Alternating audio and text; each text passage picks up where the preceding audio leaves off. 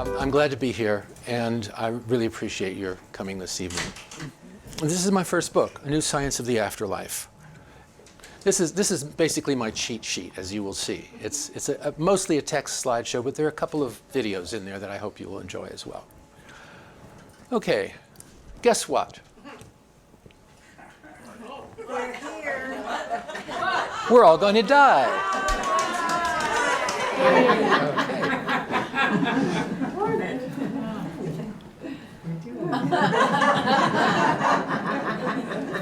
But fortunately, death is perfectly safe and natural. It's like taking off a tight shoe, according to Seth. But how do we know that's true? For some, it's a matter of intuition or belief. For near-death experiencers and witnesses to afterlife manifestations, it's a matter of direct experience.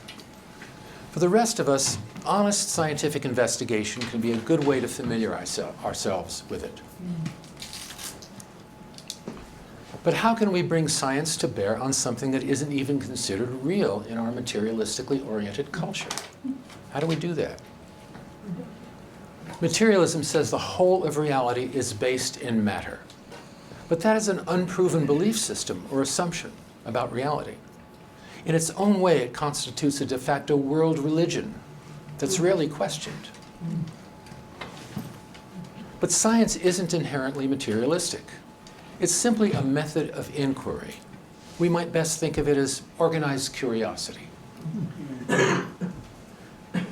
Oops. Let's go back. As a universal method of inquiry, science is free to ask questions and collect evidence about anything under the sun and beyond. It is in this spirit that I wrote A New Science of the Afterlife. In a playful way, the book addresses some of the social, philosophical, and linguistic barriers that impede our society's access to vitally important post-materialist research and information, including the question of an afterlife. For example, it takes a radical look at the language with which we unconsciously frame and give meaning to metaphysical phenomena and events. It spotlights words whose meaning we take for granted, such as afterlife, proof, supernatural, paranormal, objectivity, reality, the veil, imagination, atheist, God, form, essence, mind, spirit, consciousness, separation, distinction, time, space, soul, incarnation, and death. Well, we all use these words, and do we all mean the same thing by them? I don't know. I know how I interpret these words and use them. Others may differ. So in this book, I take a look at how we build our reality out of words and what we take words to mean. The book asks whether these words, as commonly understood, tend to help or hinder our understanding of the greater reality in which what we call the afterlife takes place. It also exposes the cult of skepticism that has cast a forbidding shadow over what our culture is permitted to regard as real. But on a more positive and concrete level, the book presents over 15 areas of post-materialist, consciousness-oriented research currently underway, including the abilities of autistic savants, which I think you're probably all somewhat familiar with. These folks have access to information that you'd normally need a library to access, and they've got it right here, right there at the tip of their tongue. Some of them can remember everything they did every hour of their life since they were born. So what's going on there, really? Okay. Terminal lucidity. Many folks on their deathbed, especially with serious brain damage, shortly before they pass, will seem to be perfectly normal for significant periods of time just before they pass. What's going on there? What does it say about the nature of the brain and consciousness? Okay. The shared death experience, where caregivers or relatives of a dying person will suddenly experience themselves accompanying their loved one into the afterlife, at least into the first sort of welcoming stage of the afterlife. This is something that's been going on forever and is just now being named and acknowledged and studied. See, where was I? Terminal lucidity and the shared death experience are very, very closely related. Terminal lucidity is where someone will come with brain damage will become lucid before they die. The shared death experience is where a loved one will feel that their loved one or caregiver will feel they're accompanying them into the afterlife. Psychedelics have the property of being able to dilate normally our minds are kind of like a spotlight beam, mostly focused in the material realm.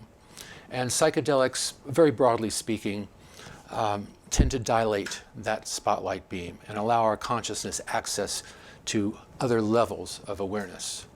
And they do so, interestingly, as a function of diminished brain activity. And this gives us a clue also about the autistic savants, some of whom suffer from hydrocephalus, where most of their brain cavity is filled with liquid. There's much diminished brain tissue. So what does that say about the brain's role in helping us either access or not access realms of information, okay?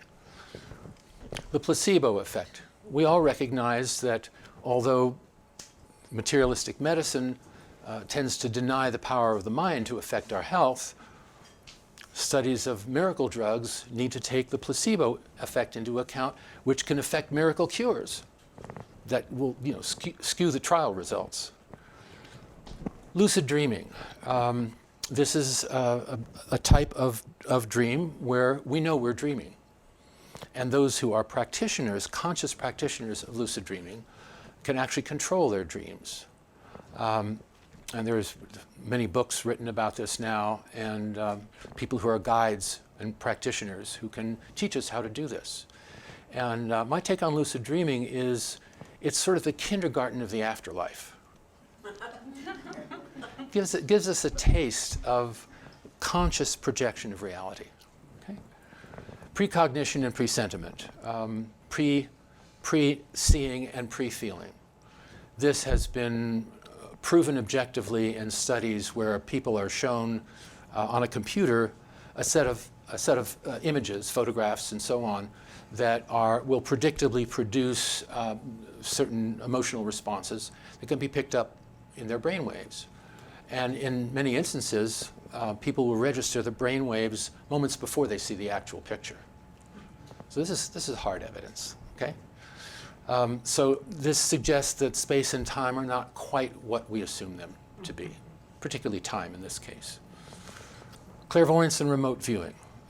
This has been very firmly established. As some of you may know, the United States Army and the CIA did extensive research and practice in this area some years ago during the Cold War, using rigorous protocols, and they developed a lot of actionable intelligence on the basis of this practice. And there's a documentary called Third Eye Spies that you can see, I think, on YouTube that documents the government programs that were undertaken mostly at SRI International in Silicon Valley some years ago. Map dowsing is a form of clairvoyance where, say, a lost object can be found in terms of a position on a map. Some years ago, a friend of mine had a musical instrument stolen in Oakland, California. And a noted map dowser was able to pinpoint the location of that stolen instrument within a 2-block area in the San Francisco Bay Area. And this girl was performing in a theater, and she had a harp that was stolen from the storeroom over a weekend. And it was a very valuable instrument. So her mother consulted this map dowser. Map dowser said, within this 4-block square, put up posters offering a reward. She did, and the harp came back. And then telepathy. And as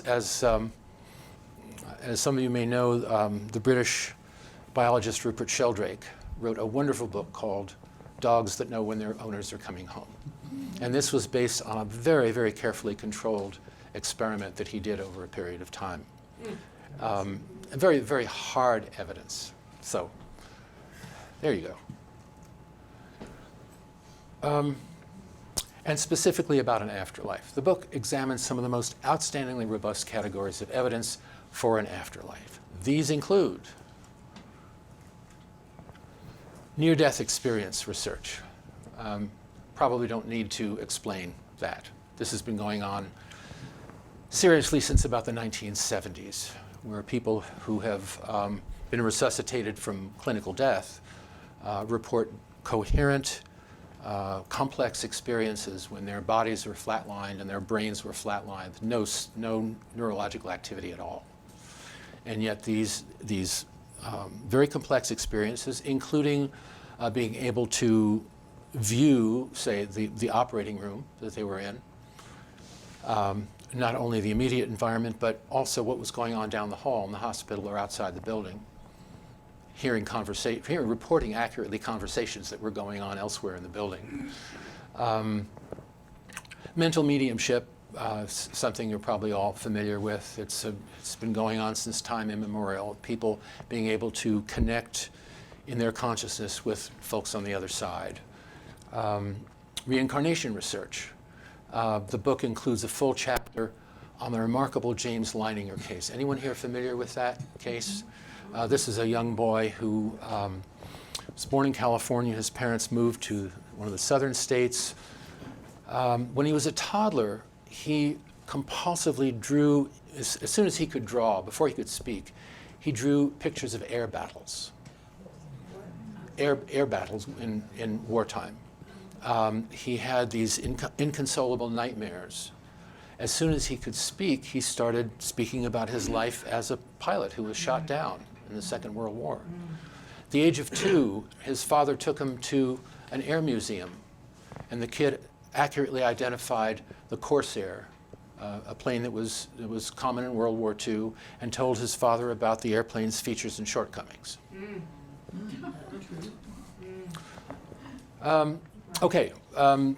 Afterlife communication via modern electronics. One of the chapters in the book is based on my documentary Calling Earth, which I'll show you the trailer for a little bit later. This is something that I discovered about, around about the year 2000 or so. And I hadn't heard of it before then, but it's been going on since the 1950s. In the 1950s, when tape recorders first became consumer items, people started hearing faint voices on the tapes that didn't belong there. And in the United States, it was kind of dismissed as, well, maybe the machine is picking up random radio signals. And no one followed it up. But in Europe, a number of researchers, including some physicists and other scientists, did follow this up and found that it was quite a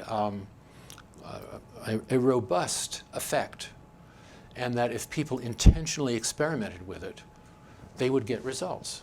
One of the first people to discover this was a man named Friedrich Jürgensen. He was a very well-known Swedish artist and filmmaker. And one night he was out with his new tape recorder recording nocturnal bird sounds for a documentary.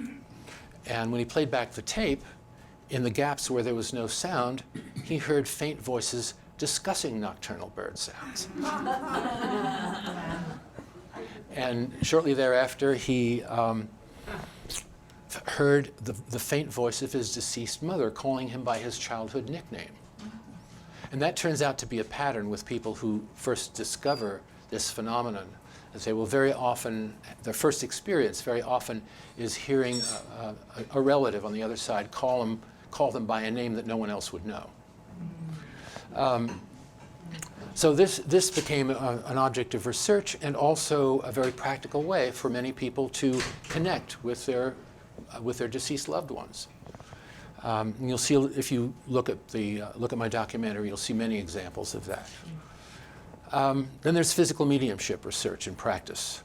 In physical mediumship, physical evidence is produced as a result of certain forms of meditation, connection with folks on the other side, working together to produce physical phenomena that can be saved, recorded, studied. Probably the most successful experiment in that realm was done in a small British town called Scholes, about a half-hour northeast of Cambridge in the county of Norfolk. For a period of 5 years, these two couples met, sat together twice a week, or was it twice a month? I forget. and produced a variety of physical phenomena that was quite unbelievable. The experiment was monitored for 2 years by 3 skeptical investigators from the British Society for Psychical Research. No fakery or trickery was ever found. Hundreds of people were invited as guests at one time or another, including scientists, engineers, doctors, and so on. No one ever found any evidence of fakery. And I'll show you the trailer for this documentary a little later. Oh, here we are. Here's a 5-minute trailer for Calling Earth. Okay. I think the fact that we survive bodily death is a scientific fact. It's nothing to do with religion. One day in the summer of 2002, Martha Copeland of Lawrenceville, Georgia, played back a sound recording she'd made earlier that day and heard the voice of her daughter Kathy disciplining her dog. That wouldn't have been so unusual, except that 6 months earlier, Kathy had died in an auto accident. One evening, to my great surprise, with some equipment I was developing at the time, I heard a voice. I was really startled. After the second or third test, I immediately got voices saying, "We are the dead, we are alive, we are able to think and to speak." A brief definition of the electronic voice phenomenon, or EVP as we call it, would be the existence of voices of unknown origin which appear in tape recordings particularly, but could also be recorded in other ways.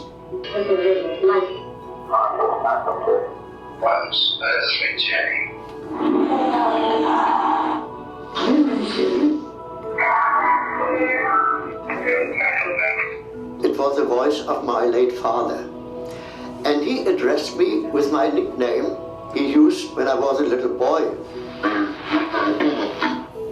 Here was this voice that I recognized immediately as my mother.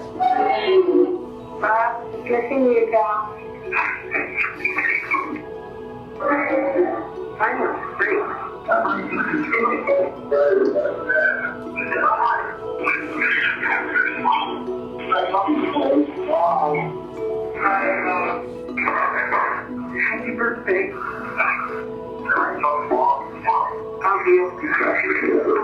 Happy New Year.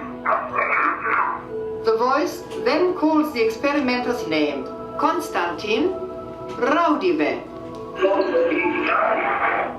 This is Konstantin Raudive speaking. I'm as fine as a dead one can be. The experimenter states that in his opinion, man cannot grasp the events after death with his intellect. A voice replies in German, kann.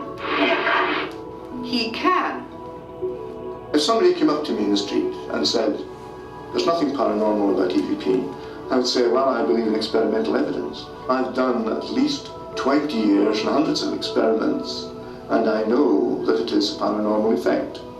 Now, how many experiments have you done?"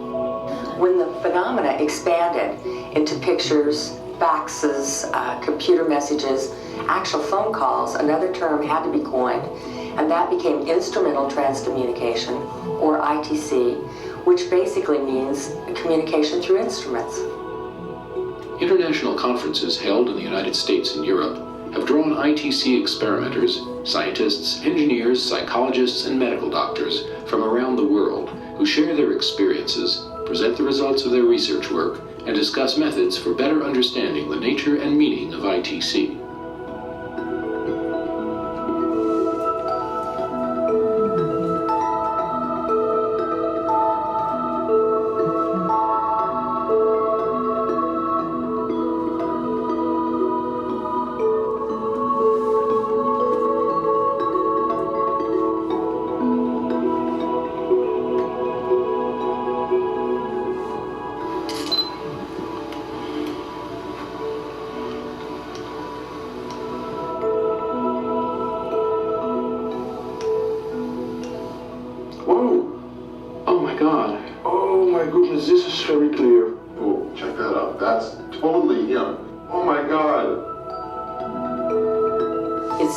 objective evidence. So it has changed our lives completely. Science appears to preclude the possibility of an afterlife, but science evolves and there's no knowing what possibilities may be acceptable to a future science. Maybe it's a superstition, maybe it really happens. The only way to find out is to study the phenomenon and find out whether it happens or not. We should be devoting enormous social resources to this question, not leaving it up to a matter of belief.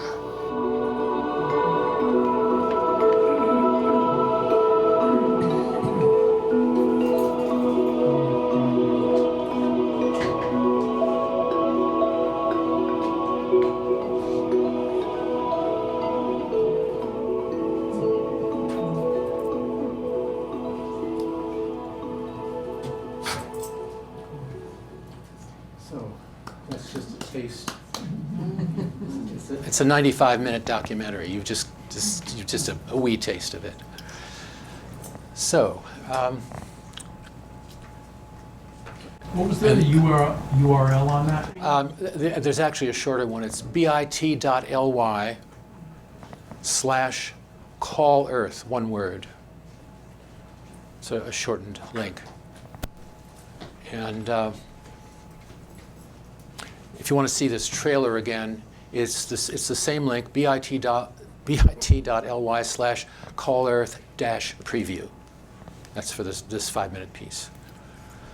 Okay, the next one is about this skull experiment conducted in England in the latter part of the 1990s on communication with and working in partnership with a team on the other side to produce physical phenomena. So here we go.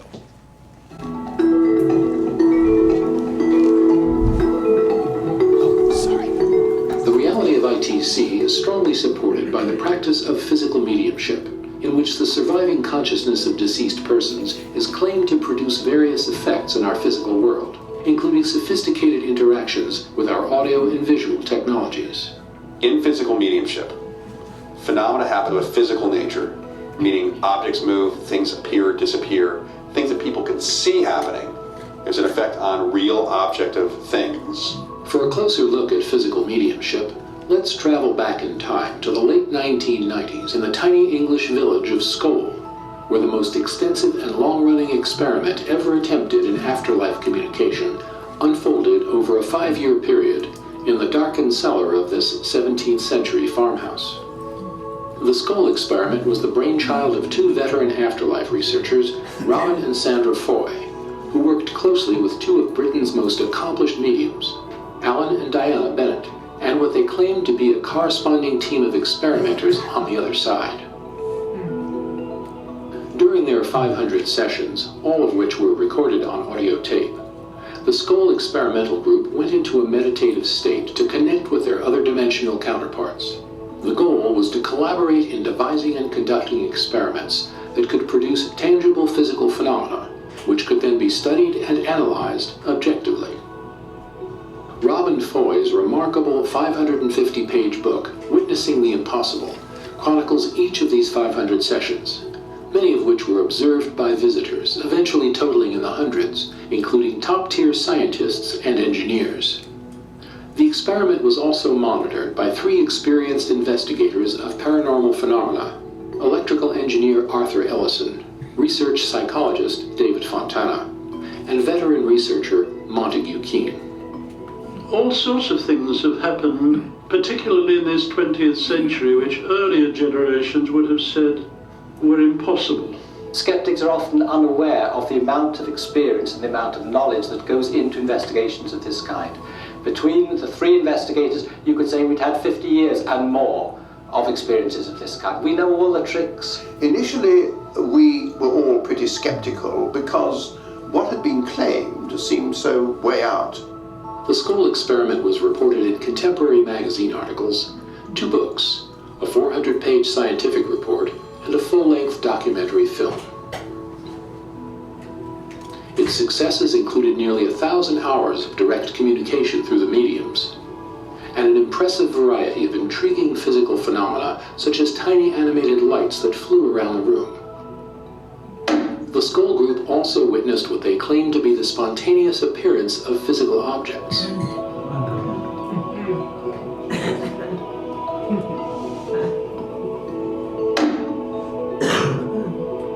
the most astonishing of these objects were these newspapers, which arrived in mint condition, despite having been published in the 1940s. We took it to the leading research station in the world on paper and printing, and it was absolutely clear from their report that this was a genuine article which appeared 50 years after the event, and no one has been able to explain how it got there. In other sessions, a video camera loaded with brand new blank tapes and switched on in a darkened room produced an amazing series of colorful abstract frames.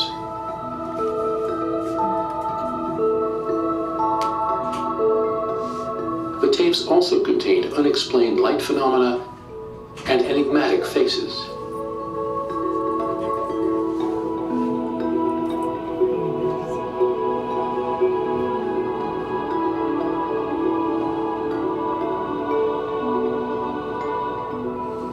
A conventional 35mm film camera placed on the table in their darkened room initially produced a series of black and white images that the Skoll group were told were faithful duplicates of existing photographs from around the world.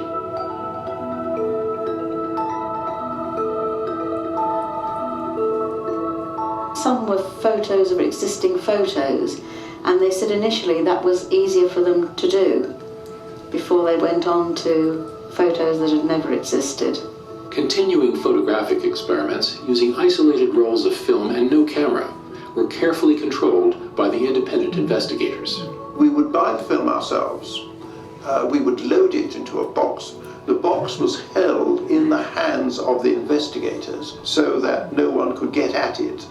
And then immediately afterwards, we would take it out of the box ourselves so that no one else touched it, and then develop it ourselves in a special machine. To everyone's surprise, these films revealed a stunning variety of content. This included whimsical drawings and symbols, diagrams, writings of poetry in multiple languages, as well as portraits and signatures of known individuals.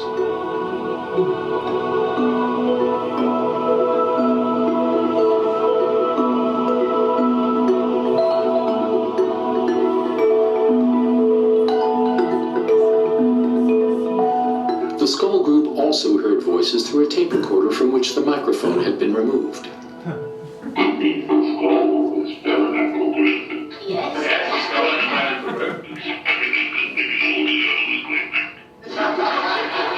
Experimenting with audio. Historic moment it is.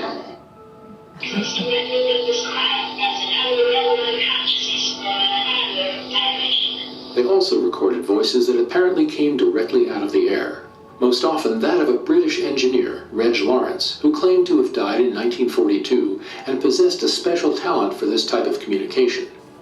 Here's another actual recording made at Skoll, in which Lawrence responds to a question from visiting engineer Walter Schnittger. Do you see any possibility to describe how we can get the air to vibrate that we can hear it with our ears? We do not speak. We think in a language we are familiar with. And by some miracle, I have to say, these energies are transported into the room, not by me, but by those whose job it is to do that. These discarnate communicators often demonstrated that while their physical bodies may have turned to dust, their sense of humor had not.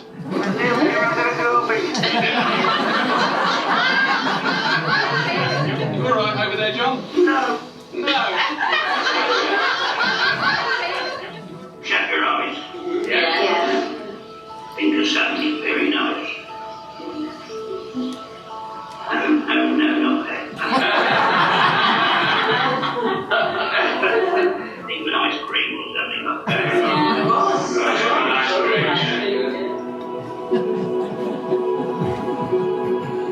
How do I know that the phenomena come from the afterlife rather than from the mediums themselves?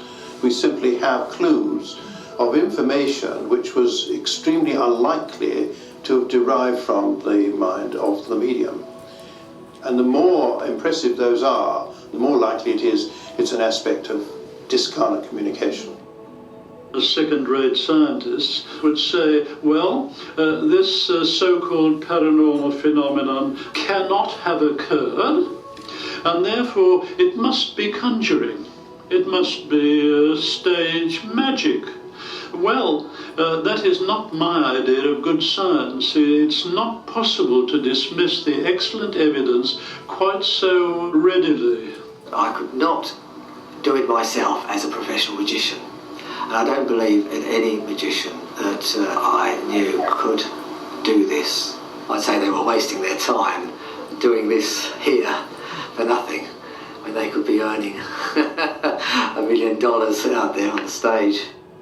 If you take all the phenomena within the whole of the Skull experiment over 2 years while we were there, I would say that the possibility of fraud and faking was nil. These things are so extraordinary that when one tells them to people who've not had the experiences themselves, they think, oh, it must be trickery. And the challenge then always is, okay, you duplicate it. That's 5 minutes out of an 85-minute documentary.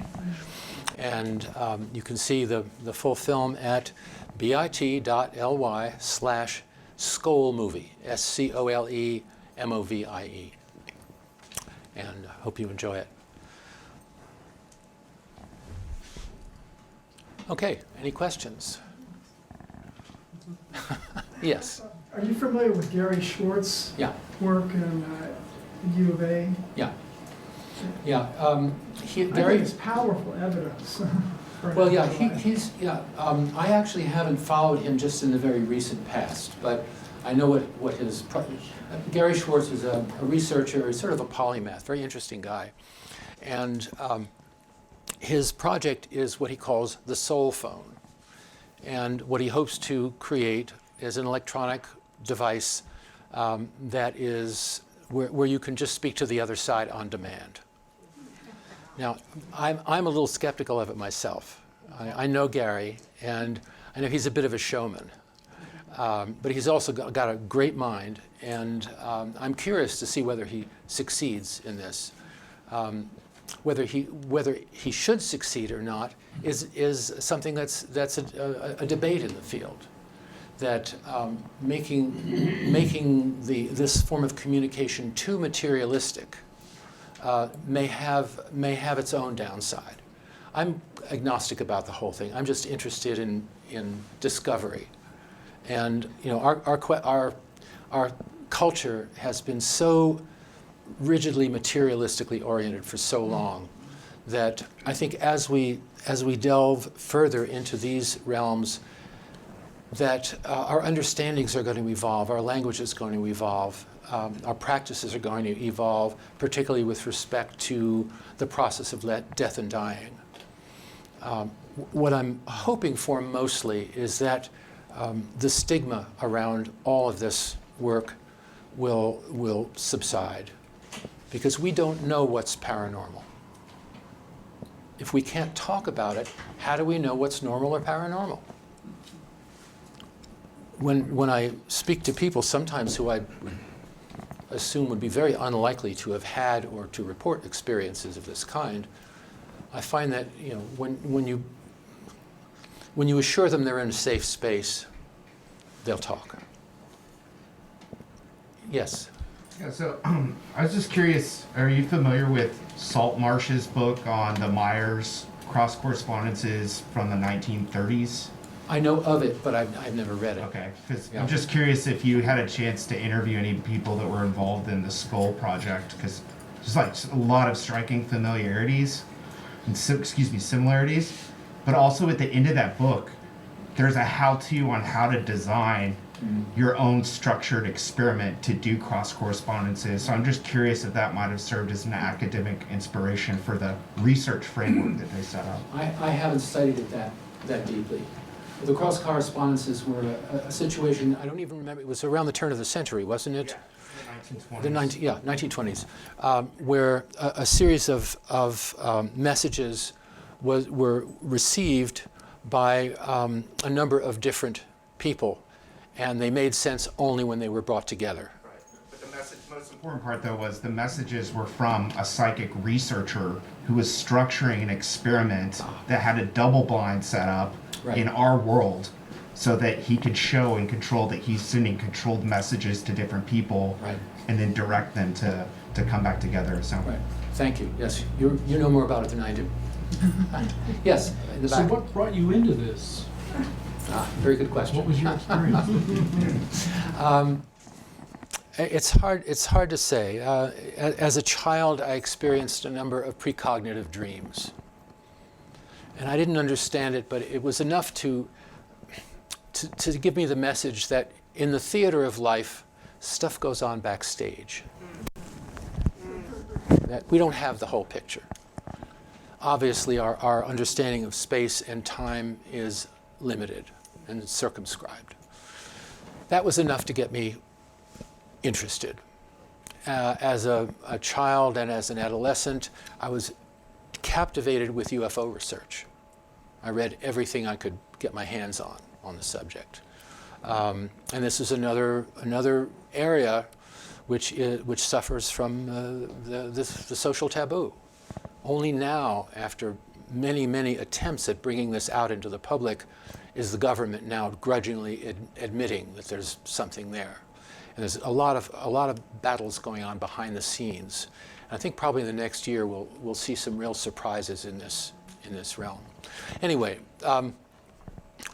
in addition to my general interest in these taboo topics, I had a number of odd experiences. There was a period of my life where I'd walk into a room and lights would blink on and off. And I would always do my due diligence and check the plugs and the sockets and the bulbs to make sure that there was no prosaic explanation for it.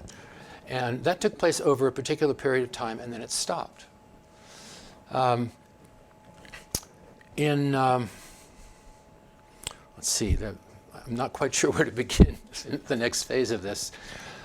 In 2007, I'm skipping ahead here. In 2007, my partner Jane passed away. We'd been together for 11 years. And she, God bless her, helped me produce these films. But after she passed, she made her presence known in a number of ways, without going into a lot of stories and details. And that was very helpful. I think probably my first, what really turned the corner for me was meeting a guy named Mark Macy. I was living in Boulder, Colorado for a few years in the early 90s, and he lived near there, and we got together, and he had just published a book about instrumental transcommunication, about the electronic communication. And that was my first exposure to it. I was actually kind of skeptical. I said, is the CIA broadcasting to people's tape recorders, you know? But eventually, when I learned more about the subject and met more of the people, I just became totally enamored of it and intrigued with it. And that's really what got me started with these films. So I feel like I'm skipping over a lot. I'm really tired, folks. I've had a really intense couple of weeks, so forgive me. Yes, please. Are you a medium? I'm not a medium, but I work with a very extraordinary team of mediums. Jean Love and Regina Ochoa are best known for having channeled the crews of the NASA space shuttles, Columbia and Challenger and Columbia. And these transcripts and some recordings of these channelings are on a website, which I mentioned in my book. I've spent considerable time with them in the last 4 years. We put up a website, which you may be interested in. It's called cosmicvoices.network. Cosmic Voices, one word, .network, not .net, .network. And Jean particularly has a talent for channeling artists and actors and musicians. When she was a kid, a medium told her, when you grow up, you're going to be a medium to the stars. But she says, what they didn't tell me was they'd all be dead. And there are some extraordinary messages from people whose names you would know. That's all I'll say about it now. But cosmicvoices.network. We've for a period of time we had Zoom meetings every Wednesday, and guess who would crash these meetings? Robin Williams. You can't make Robin Williams up. I don't need to. Okay, and his being is extraordinary in his ability to be just hilariously funny, and then quite serious and grounded, as it were. And he's explained to us that he has chosen to remain close to the earth plane. He's worked with a lot of people, a lot of mediums and psychics. And part of his message is that our civilization needs to lighten up. That's good. I can't argue with that. Anyway, it's a long story, but I'm just giving you little tidbits here. And there are others really interesting people who've come through. Anyone here remember Liberace? Oh, yes. Go to cosmicvoices.network and read his message, which came through last year, I think. It is absolutely wonderful. Sorry, I didn't mean to slap the microphone. Yes? Have you found people saying like how they would prefer to be treated after dying, like for example, like cremation or burial, or like is there a? That's an interesting question. The question was, have we heard any messages about how people would like to be treated after or how they're like their bodies to be treated after they die? No. When the body's gone, it's gone, and they're way past that point. Generally, by the time they're prepared to communicate with us, it's like taking off an old shoe in a way. Yes. James Van Praagh is a very famous medium. He says that when people pass, they go to their funerals, and they are always present there. They like going to the funeral. So that is, they're still present. Yeah. I'm sure that's quite true, perhaps of many or most. One thing that I believe to be true is that there's a huge variety of experience, as there is among us in our incarnated lives, and that some will be very attached to their loved ones, and that's part of attending the funeral and being with the family, and others may just. They might, yeah. It could be the ones that he's familiar with are all showing up at funerals. And that's, why not? Yeah. What was I going to say about, oh, yes. When my late partner Jane passed, she left her body about 10 hours before the body expired. And it was heartbreaking and fascinating at the same time. Because in one moment, her presence was there, and the next moment it was just the body. And the body was almost robotic, you might say. It had a residual existence and primitive intelligence of its own, but it was very different from when she was present in it. Well, and that brings up the question, when somebody has Alzheimer's and they're pretty much, they seem like they've left their bodies already. But as they pass, they become. There is this terminal lucidity, and no one's quite figured that out. I suppose theoretically what's going on is that the brain has gotten out of the way momentarily, enough for the personality to come through in the manner that it's most accustomed to. And that happens just before the brain shuts down completely and then severs the connection.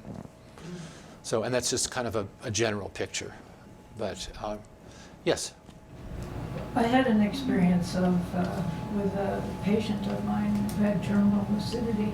Oh. It was many years ago. I was working. You want to stand up so folks can hear? Oh, yeah. If I could get up. Is there a microphone? I was a critical care nurse, and I was working in. I'll stand next to you so the microphone will pick you up. I was working in a cardiovascular intensive care unit, and I was normally work day shift. I was working night shift on this particular night, and my shift started at 7, And I got a patient that was transferred from the med-surg floor to us who had had a massive stroke. And he was totally comatose, no response whatsoever. And I got him settled and then went on to my other patient and stuff. And around 9 o'clock, his son came in and sat down. And he woke up. And he asked me if he could sit up. And he had a massive stroke. He had had an MRI. There was no reason for this to happen. Anyway, so I rolled his bed up so he could sit up, and he talked continuously to his son from 9 p.m. until 3 a.m. Wow. And his son told me later that was the most he had ever heard from his father in his whole life. But he had been in the space program, so we kind of told him all kinds of stuff, and the other thing that I never understood, every time I would come in, he would say, "It's her. She's doing this. It's because of her that this is happening." I still don't understand that. Anyway, it was an amazing experience. And then at 3 a.m. he said, "I think I'll take a nap." And he went back into a coma and died about 2 days later. Wow. Wow, thank you. Was her you or a third person in the room, or? No, it was her. No, I was the nurse, and He meant you. Huh? Yeah, he meant me. Okay. Yeah. You're a help beacon. Yeah. Good job, Jake. So, yes. Just curious, like with some of your research, I know that we're just talking about examples, but have you gotten more into like the theoretical kind of quantum side of this? Because it seems like the big question, right, is space and time. Right. You know. I get into that in the book. Okay. And I look at it in a very different way, actually a much simpler way. And that is in terms of what we call frequency. Yeah. In the physical universe, say an oxygen atom vibrates at so many hundreds of thousands of times per second. Mm-hmm. Visible light vibrates orders of magnitude higher rate of vibration. Mm-hmm. What's beyond that? What's beyond the vibration rate of cosmic rays? Mm-hmm. That's at the very margins of the physical plane. What's there? What's beyond that? Mm-hmm. Most psychics and mediums of my acquaintance, when asked, where is the other side? Where is the greater reality? They say it's right here. Yeah. And the metaphor that I use in the book and that other people have used is, how many radio and television broadcasts and wireless communications are going through this room at this very moment, right? But they don't exist because we don't have the equipment to pick them up. In the book, I ask the question, what's the veil? We talk about the veil, okay? What's the veil? It's our senses. Our senses are tuned to this very, very narrow band of energy. Scientific instruments can broaden our understanding. They won't necessarily broaden our senses, but they give us an important piece of information, that there's more. Right? So what's beyond what our current scientific instrumentation can pick up? Well, one interesting example of this, is 100 years ago we thought that the Milky Way was composed of the entire universe, okay? Right? And now it's billions to trillions of galaxies, and the new James Webb Space Telescope has blown those estimates out of the water. And it's also there's a whole branch of cosmology called the eternalists, who have had to keep a low profile. And the latest discoveries have now encouraged them to kind of come out of the closet a bit. With what you're saying, the facet of what you're saying in essence is with our technological evolution, we're able to identify new signals or have new means of identifying new signals. And then language enables us, and we prescribe language to that as a means to facilitate that understanding, despite the fact that we are limited to our Umwelt, right? Our series of senses that we have access to. It's a dance. between experience, language, intellectual comprehension and formulation. And things are accelerating now in this time. We're coming to, some people call it a singularity, or I don't like that term, but a point at which our frame of reference to reality, our collective frame of reference to reality, undergoes a shift. Now, this has really been going on for some time. You look at the understandings of ordinary folks today compared with 50 or 100 years ago. It's what we take for granted daily would be considered science fiction even 50, 75 years ago.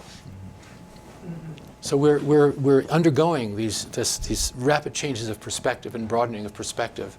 And I and others believe that this field of understanding the nature of consciousness, the greater nature of consciousness, is sort of the next frontier. And we struggle with the language. The language will evolve, I'm sure. Yes? In your analysis that you do in the book, do you incorporate Rupert Sheldrake's morphic fields in this kind of discussion of frequencies? No, I don't. Well, I did the first review of his book back in the 1980s, A New Science of Life, and got to know him then. And what intrigues me most about his work is that biology still has not addressed the question that he addressed back in the 1980s. We know that a change in the DNA results in a change in its physical manifestation. But how the actual three-dimensional forms of living organisms are manifest, because the DNA is the same in every cell. How does the actual three-dimensional form of a living thing acquire its specific shape and characteristics? Not only outer shape, of course, the total inner functioning of this complex biological systems. I recently asked Rupert, has this, even now, has it been addressed? He says no. Biology will not look, they will not ask the question because it's outside their frame of reference. Yeah, I mean, he went so beyond biology and lost them all, but I always thought that he was kind of doing a good job of explaining instinct with his habits of nature idea, and that it seemed like he just needed to hook up with some quantum physicists and they'd figure it out. I don't know that that's actually happened yet. I think probably some of the more advanced physicists listen to him and consider his view. But by and large, I mean, there's this huge blind spot in biology, and it probably extends to other areas, but it's most obvious in biology. There's this big missing link, and it is apparently simply ignored. Yeah. You know? Yes? Well, it's the idea that the mind is in the brain, and only in the brain. And so there's that whole discussion about what is the mind, what is the brain, what does the brain really do? It seems like we're just stuck in that same place. Well, my sense of it is that there are a lot more people who are beginning to get the message, who still cannot afford to cop to it for mostly professional or academic reasons. I think it's just a process that's going to have to take its time to break through. Sometimes a radical theory remains underground for years, and then all of a sudden everyone's talking about it. You know? And various theories like string theory and so on, other levels of quantum investigation. Everyone in those fields are aware of these various theories and perspectives. I think it's just a matter of time for things to shake out. And it's especially true in this area of consciousness research. The advances in neurobiology have been really quite impressive in the last 50 years especially. And that's a problem because the more sophisticated the neurology gets, the closer everyone thinks they are to discovering what consciousness is. And they're not getting there, you know? They say, well, maybe it's this, maybe it's that. It's this part of the brain that has this such and such an effect.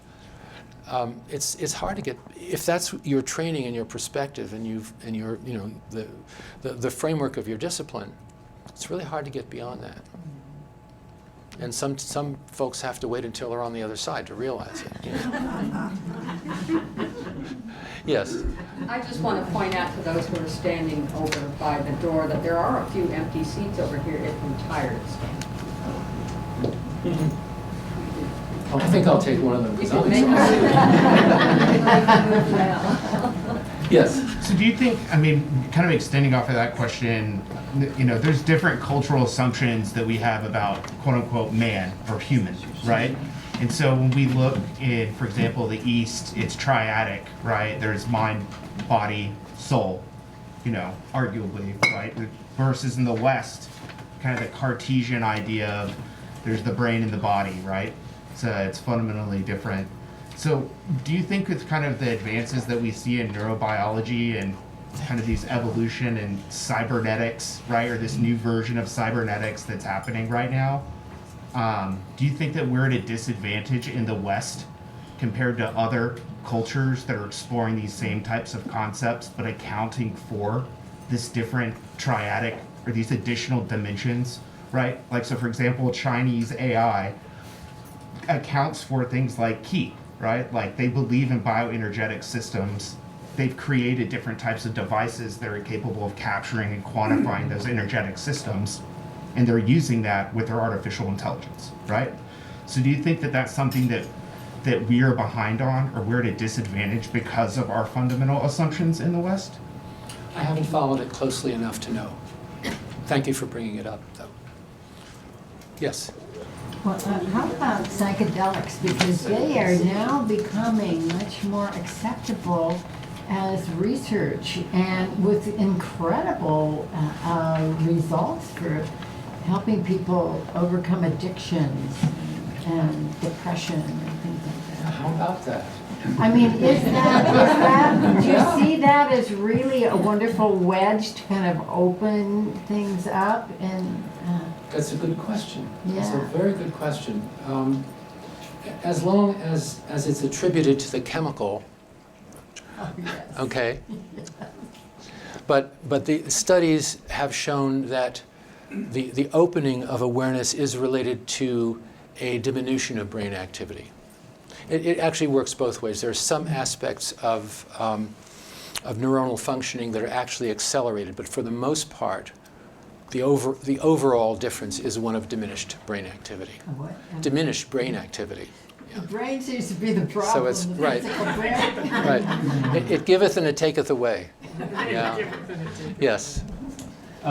You've mentioned some topics around dreams, like lucid dreaming, precognitive dreams. Yeah. I've definitely talked to a lot of people who claim to have met their actual deceased people in their dreams, and are absolutely convinced that it was not something that their mind made up, but is a real visitation. Mm-hmm. So I was just wondering what your thoughts are on where the dream world and the afterlife intersect, and why you say lucid dreaming is like the kindergarten of the afterlife.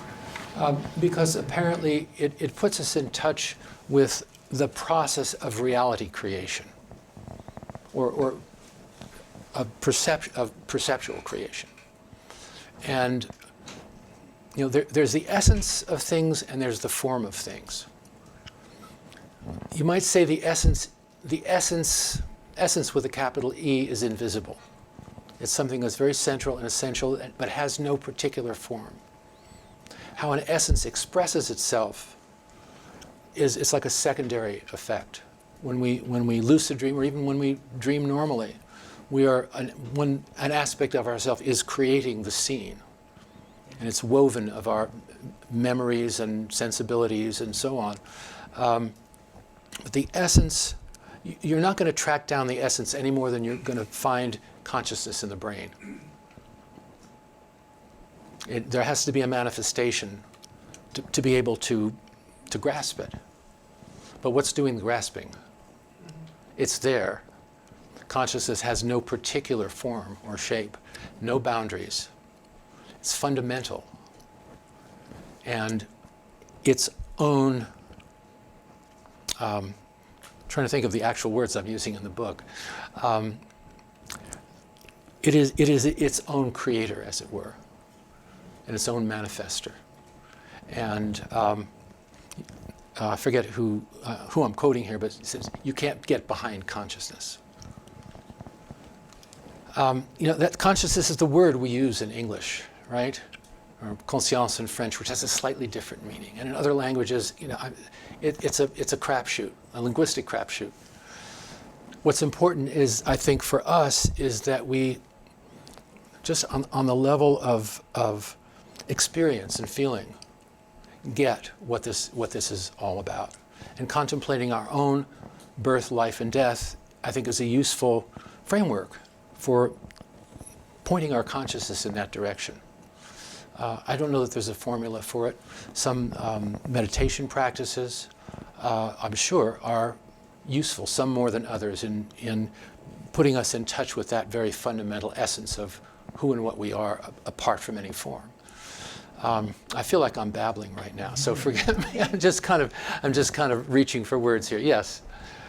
Do you address in your book that path of time, that past, present, and future coexist simultaneously? Yes. Can you speak a little louder? Do you address time, past, present, and future that exist simultaneously? Like, for example, Dolores Cannon and her patient who was a student of Nostradamus. Okay. The way I approach time, I take a simpler approach to it. I just contrast physical time and experienced time. Right? And physical time is measured by our physical processes. Our clocks, the orbits of the planets, cycles of the sun, and so on. And that's always with us as physical beings. At the same time, we're experiencing time subjectively, which is elastic. Time flies when you're having fun, and and I give examples of this in my book. The point is that subjective time is always with us, even when we're operating in objective time. Same with space. Subjective space, we have physical space. We can measure this room, for example. But I don't know if any two people in this room experience that sense of space the same way I do. In the book I ask, is an apartment or a mansion enough to satisfy us space-wise? This is all subjective. Airplane seating, right? It depends somewhat on the size of our physical bodies. But the experience can be totally different from a smaller and larger person. Architects and designers know that a small room can be perceived hugely if you put a mirror wall up. Right? That's subjective space. And I think we need to be aware of that difference and honor the fact that each of us has our own inner sense and structure around space and time. Our physical time gives us a sort of a bridge. I mean, we all knew we had to come here at a particular time, and it worked. It's practical. But I don't know how any person in this room experienced the elapsed time during this meeting. There's no way. I mean, we can all agree we're sitting in a room, but I don't know how you perceive this room. And I think that the more we realize this, the more respect and care we have for others, because we can never assume that anyone else experiences a given thing the way we do. And that's changed my life, because I'm constantly aware of this, that I can't make any assumption about anyone's perception in this room. Not only the raw physical perception through their sense organs, but the associations that they may have with a projection screen or a chair, or a door. I think it's remarkable that we can communicate at all. Possibly, Nostradamus came through her client, and he wanted her to correct his quadrant that was missed. And she said, "Are you coming to me from the afterlife?" And he said, "No, from the 15th century." Semantics, language, right? Concepts. It may be true that he was coming through time. You know, I think our understanding of time is in its infancy. Since he wrote about things in the future. Okay, excuse me. Yes. Forgive me, friends. But for the sake of our recording, when you're asking your questions, can you speak louder so that people who are watching this Or and I maybe... can step a little closer so the mic picks up. Well, no, it's not that. I have a room mic over here.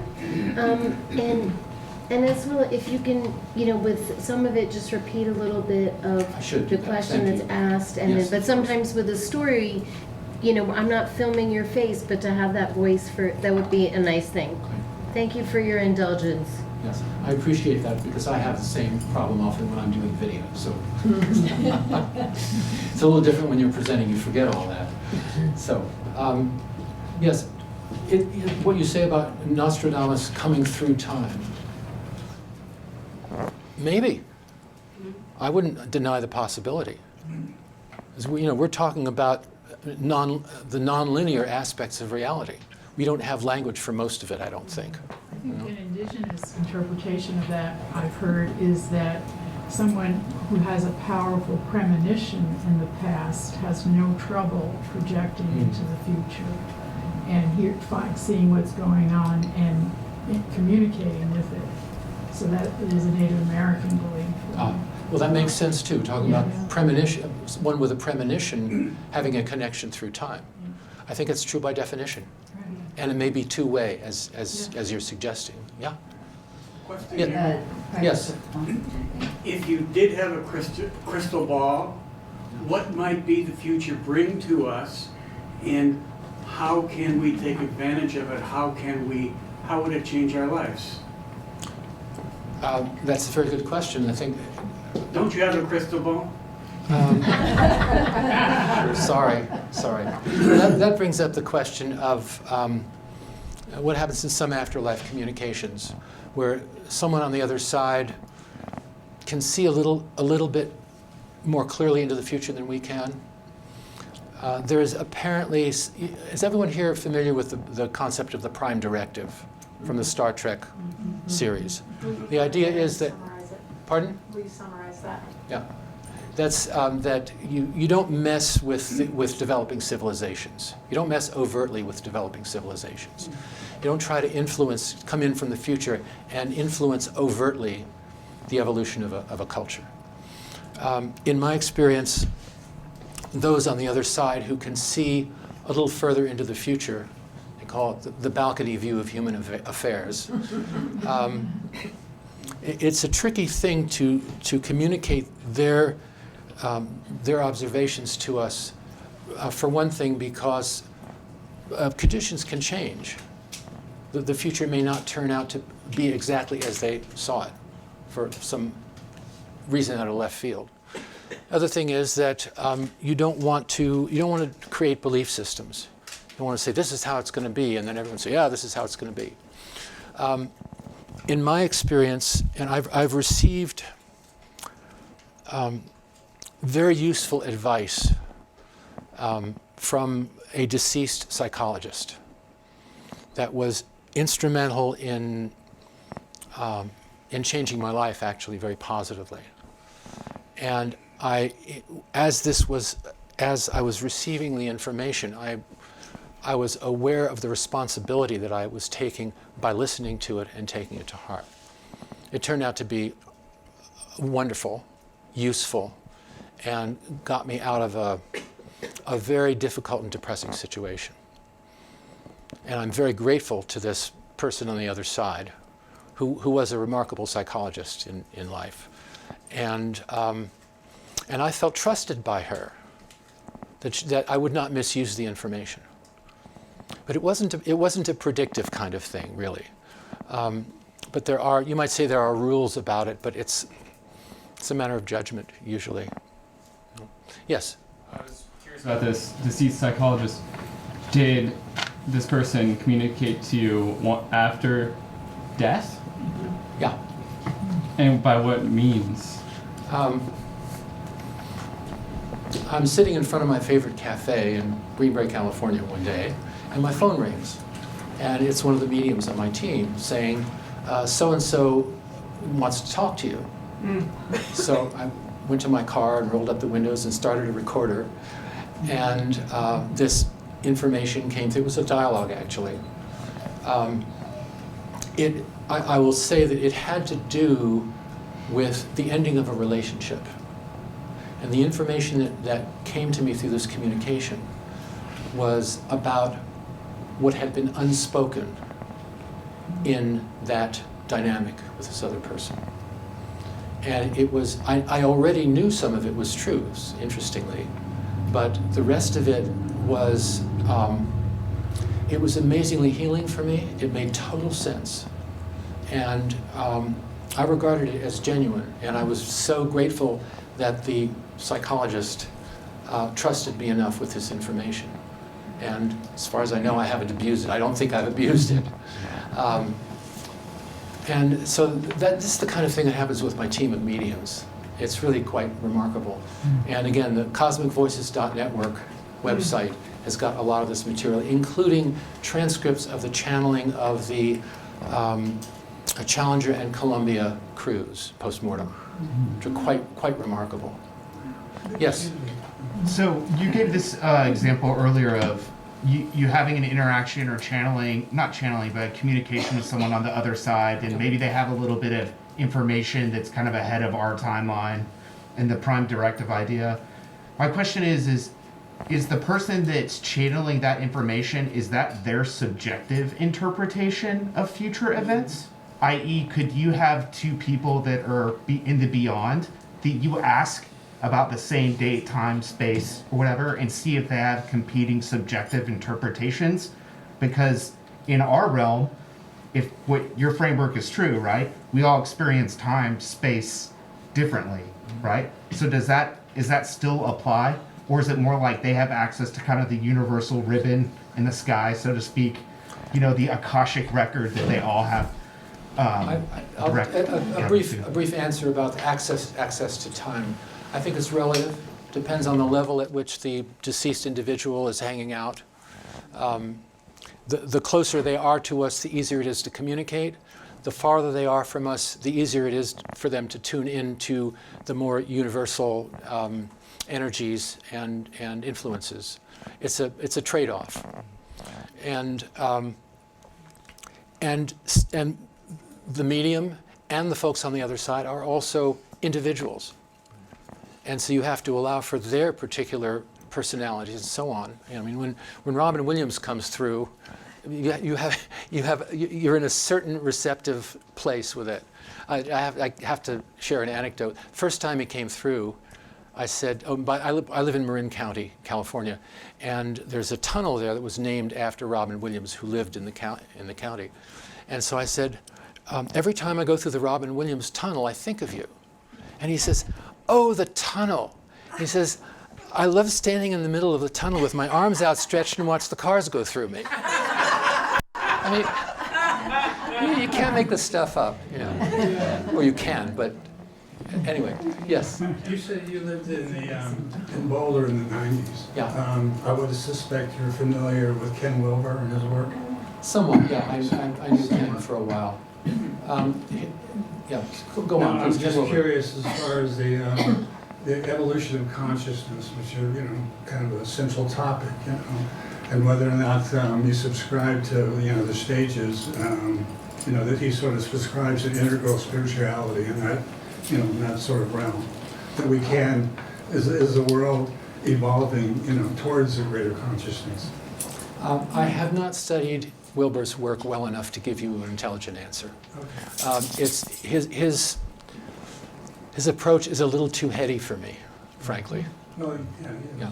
I mean, I respect his work, and I know people who follow him, but I try not to comment on things that I'm not intimately familiar with. I started a Wilbur group in Sedona, Arizona, 15 years ago.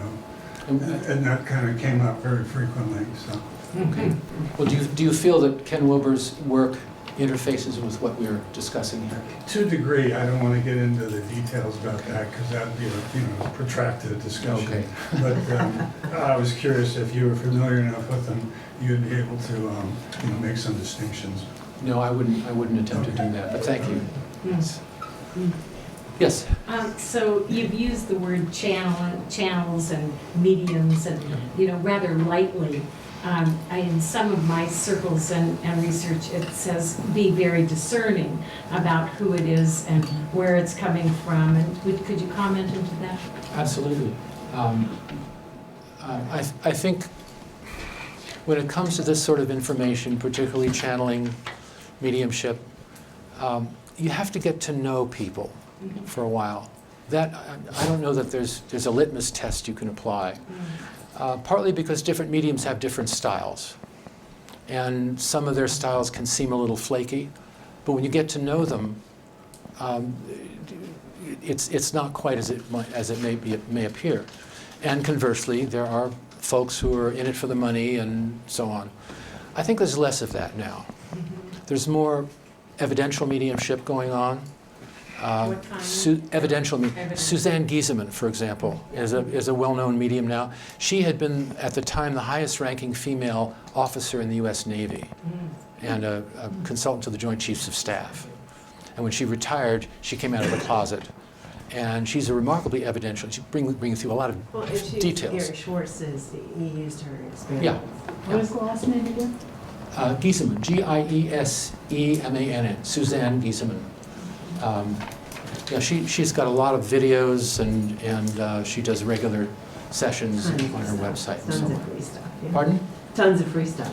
Yeah. Yeah, she's, anyone here familiar with the Enneagram? Yeah. Okay, well, she's a total type 3. Okay? And that's why I don't pay a whole lot of attention to her, but, no, but I like her, yeah, sorry. Well, there's so many channelers out there, and a lot of the channelers speak in a collective. So here on Earth, we have this very separate notion of each individual. So I'm wondering about consciousness as it evolves becomes more collective, because as channelers are channeling entities or whatever, they're speaking in the collective. I think that's a good point. The idea of collective, however, presupposes individuality and a coming together of individuals. It's probably something a little deeper than that. But that's the language that we have to work with. That's the language we use. So, yes, Carol. Well, I'm wondering, I just keep having these images pop up. You talk about the scientists, and I was in biology all the way through graduate school, and then went into humanities, but and locked in these boxes and having a hard time grasping anything beyond the 3D material. The general public, I'm thinking about the power of the internet, the power of YouTube that I go on all the time, just because I like to get all these different perspectives, and this is so common, near-death experiences, people talking about communicating with their loved ones, and it's just like becoming, of course, to the general public. And is there like a tipping point where I feel for the scientists, that what's going on? Everyone has tipped into this new reality after a certain point. Maybe at some point the scientists will start to come out of the closet. Yeah. Sheldrake for years has been talking about what goes on in the pubs after hours. The discussions among academics when they let their hair down. Yeah. So they would certainly not broach any of it in public or on their jobs. So, yes? A question that occurs, the near-death experiences that I've been reading about for years, and some few experiences, small experiences I've had. seems very transformative. And especially people who come back from near-death experiences are completely different people. Phobias disappeared, relationships heal. How does that happen? Any idea how that occurs? It seems to be wow. I don't understand the mechanics of it, but if you read the accounts of people like Anita Moorjani, whose cancer completely disappeared following her near-death experience, I don't think we have the language for it. You know, obviously, there's some kind of that the soul, or whatever you want to call it, has shifted its gears in a way. Doesn't need that manifestation. And in the case of Moorjani, she then went public and started educating people.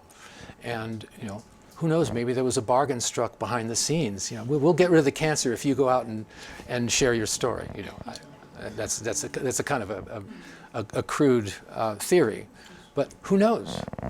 You know? Yes.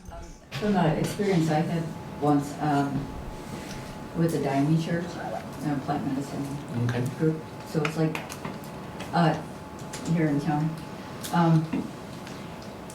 So I was in a state, you know, and one of my spiritual teachers showed up, and what he said to me was, "Just let go." And I feel like that's what happens with a near-death experience. They just let go of this, like all the cares and the heaviness and struggles. And then once you let go, then, you know, it's like easier.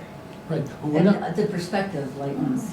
Absolutely. We're not usually in touch with the parts of ourselves that are holding on.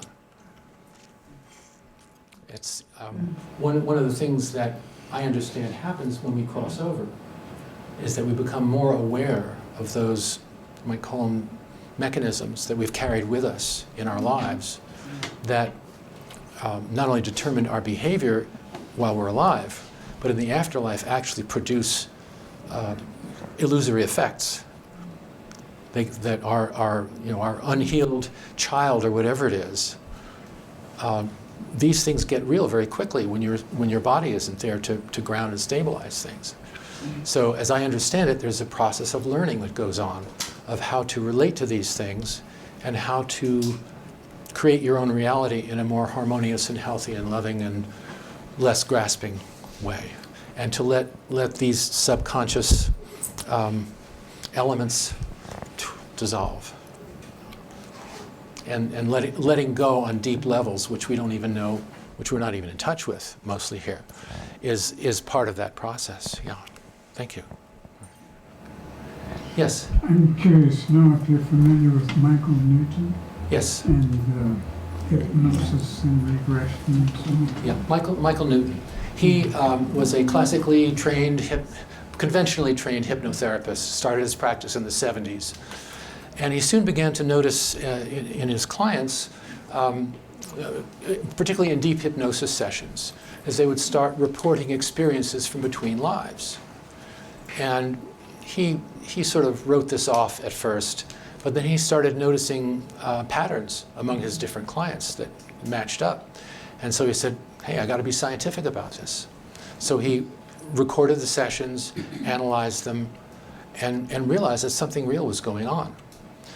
Long story short, he published 2 wonderful books called Journey of Souls and Destiny of Souls that contain a lot of the transcripts of his clients' sessions and also his conclusions about what it all means.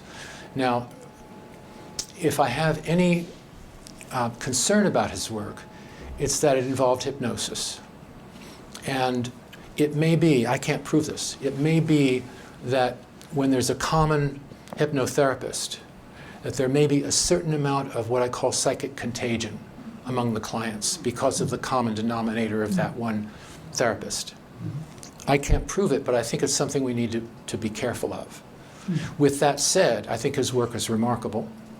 I had an experience of, I worked with one of his trainees and had a Life Between Lives session. And it was quite something, I have to say. And that's a long long discussion we don't have time for. But I think his work is important. I mention it in my book. And I think his books are well worth reading. So, thank you. Thank you all.